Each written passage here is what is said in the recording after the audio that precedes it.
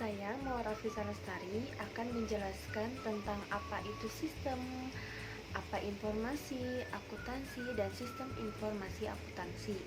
Nah, pertama saya akan menjelaskan tentang apa itu sistem.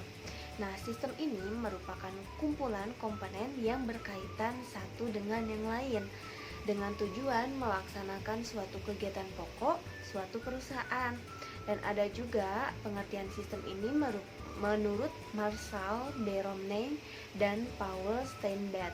Nah, mereka mengatakan bahwa sistem itu merupakan serangkaian dua atau lebih komponen yang terkait untuk mencapai suatu tujuan yang meliputi orang, prosedur, dan instruksi data. Nah, perangkat lunak dan juga pengendalian internal ukuran perusahaan. Nah, selanjutnya ada pengertian tentang informasi. Nah, informasi ini merupakan data yang berguna bagi penerimanya dalam suatu organisasi maupun luar organisasi yang baik. Nah, dalam pengambilan keputusan atau manfaat lainnya. Dan sistem ini dan informasi ini juga dikatakan oleh Marshall de Romney dan Paul Steinbach merupakan proses identifikasi atau pengumpulan dan penyimpanan data serta proses pengembangan, pengukuran, dan komunikasi informasi. Nah, selanjutnya saya akan menjelaskan tentang pengertian akuntansinya. Nah, akuntansi di sini merupakan suatu informasi yang menyediakan laporan keuangan untuk mengambil keputusan para pihak-pihak yang berkepentingan mengenai aktivitas ekonomi dan kondisi suatu perusahaan. Nah, jadi sistem informasi akuntansi ini merupakan suatu sistem yang berbasis komputer atau memproses transaksi keuangan untuk menghasilkan suatu informasi perusahaan tersebut. Nah, selanjutnya ada pengendalian internal dan laporan keuangan yang akan dijelaskan oleh teman saya. Assalamualaikum warahmatullahi wabarakatuh. Saya Teniku Sarawati. Di sini saya akan menjelaskan mengenai definisi pengendalian intern.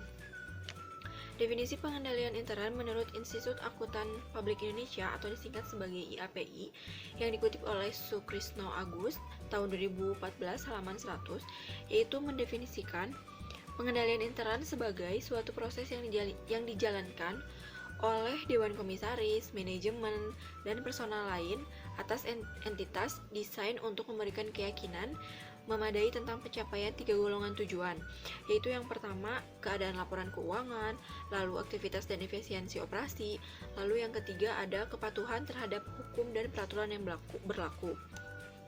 Lalu selanjutnya, sistem pengendalian intern meliputi struktur organisasi, metode dan ukuran-ukuran yang diorganisasikan untuk menjaga aset organisasi, mengecek ketelitian dan keandalan data akuntansi, mendorong efisiensi, dan juga mendorong dipatuhinya kebijakan manajemen. Jadi dapat disimpulkan bahwa pengertian dari pengendalian intern itu adalah suatu tindakan yang dilakukan oleh Dewan Komisaris, manajemen, personal lainnya dengan tujuan untuk memberi keyakinan yang memadai tentang laporan sesuai dengan aktivitas dan efisiensi operasional pada peraturan yang berlaku. Lalu di sini selanjutnya ada pengertian mengenai laporan keuangan. Laporan keuangan itu adalah laporan yang menunjukkan posisi keuangan perusahaan pada saat ini atau dalam suatu periode tertentu.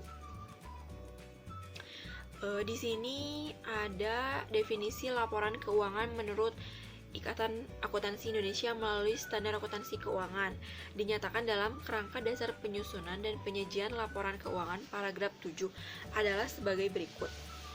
Laporan keuangan adalah proses pelaporan. Laporan keuangan yang lengkap biasanya meliputi neraca, laporan laba rugi, laporan perubahan posisi keuangan, catatan atau laporan lain, serta materi penjelasan yang merupakan bagian integral dari laporan keuangan.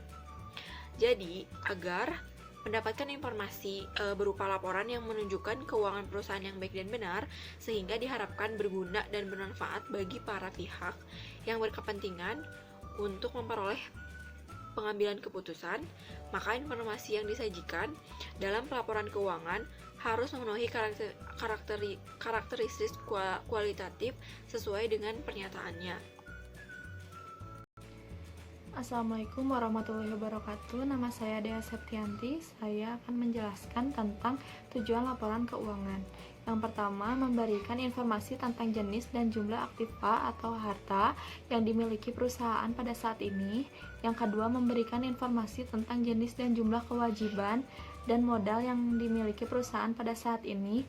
Yang ketiga, memberikan informasi tentang jenis dan jumlah pendapatan yang diperoleh pada suatu periode tertentu. Yang keempat, memberikan informasi tentang jumlah biaya dan jenis biaya yang dikeluarkan perusahaan dalam suatu periode tertentu. Yang kelima, memberikan informasi tentang perubahan-perubahan yang terjadi terhadap aktiva, pasiva, dan modal perusahaan. Yang keenam, memberikan informasi tentang kinerja manajemen perusahaan dalam suatu periode. Yang ketujuh, memberikan informasi tentang catatan-catatan atas laporan keuangan. Yang terakhir, memberikan informasi keuangan lainnya. Lalu saya akan menjelaskan tentang karakteristik laporan keuangan. Yang pertama, dapat dipahami. Kedua, relevan. Yang ketiga, keandalan. Keempat, dapat diperbandingkan. Saya akan melanjutkan penjelasan yang sudah dijelaskan oleh teman saya. Yang akan saya jelaskan yaitu MSI atau Method of Successive Internal. Analisis Method of Successive Internal atau MSI digunakan untuk mengubah data yang berskala ordinal menjadi skala interval. Method of Successive Internal menurut Ridwan dan Kuncoro yaitu transformasi dari data ordinal menjadi interval, gunanya untuk memenuhi sebagian dari syarat analisis parametrik yang mana data setidaknya berskala interval. Langkah-langkah transformasi data tersebut yaitu ada 6. Yang pertama, menghitung frekuensi setiap pilihan jawaban responden pada setiap item.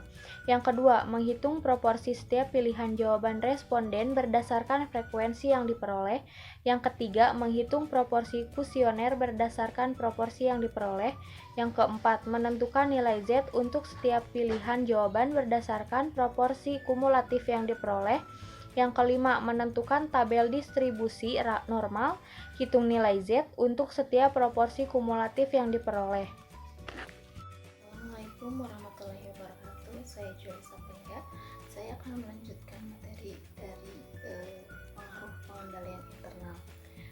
Pengaruh pengendalian internal ini dapat diukur menggunakan 5 indikator, yaitu satu ada lingkungan pengendalian, yang kedua ada penilaian resiko, yang ketiga ada pengendalian, yang keempat ada informasi, dan yang kelima ada komunikasi dan pemantauan.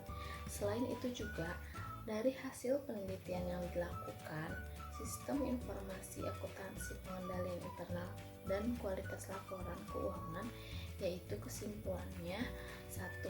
Sistem informasi akuntansi berpengaruh, sangat berpengaruh terhadap kualitas laporan keuangan pada koperasi telekomunikasi seluler. Yang kedua, kesimpulannya yaitu pengendalian internal berpengaruh terhadap kualitas laporan keuangan pada suatu perusahaan manapun.